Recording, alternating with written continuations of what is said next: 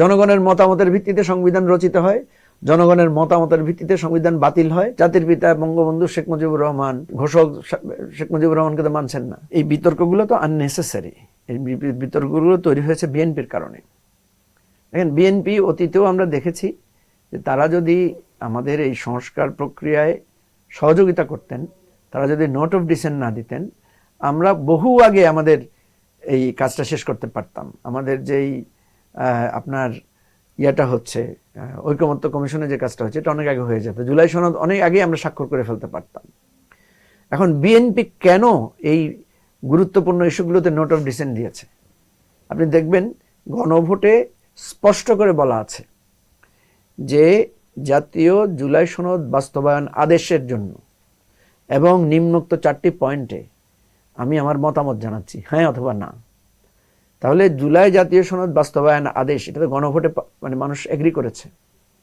এরপরে তো বিএনপির আর এটাকে বৈধতা অবৈধতা প্রশ্ন তোলার কোনো সুযোগ নাই।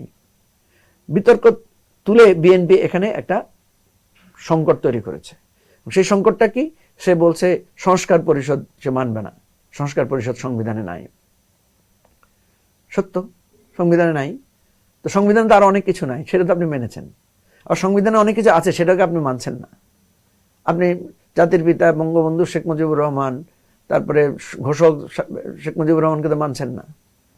তাহলে আপনি সংবিধান, তাহলে সংবিধানের জায়গাটাতে আপনাকে তো মানুষ প্রশ্ন করবে যে আপনি আপনার সুবিধাগুলো মানছেন, যেটা আপনার সুবিধা নেই সেটা মানছেন না। তো বিএনপির কাছ থেকে তো এটা মানুষ প্রত্যাশা করবে না। একটা জিনিস মনে রাখতে হবে, বিএনপি নোট অফ ডিসেন্ট দিয়েছে, কারেক্ট, কিন্তু জনগণ সেই নোট অফ ডিসেন্টের বাইরে গিয়ে জনগণের রায় এটা বলছে যে না, নোট অফ ডিসেন্টকে জনগণ এটাকে এগ্রি করছে না। বিএনপির উচিত হবে, বিএনপি যেহেতু দলীয়ভাবে বলে যে জনগণের সকল ক্ষমতার উৎস, এবং গণভোট কখনোই সংবিধানের সাথে কম্পেয়ার করার বিষয় না। গণভোট always out of the constitution. কারণ এই সংবিধানকে বৈধতা দেয় কে? আমরা যেটা বলি, কে দেয়? জনগণ দেয়। তাহলে জনগণের মতামত সংবিধানের উপরে, জনগণের মতামতের ভিত্তিতে সংবিধান রচিত হয়, জনগণের মতামতের ভিত্তিতে সংবিধান বাতিল হয়, জনগণের মতামতের ভিত্তিতে সংবিধান রহিত হয়।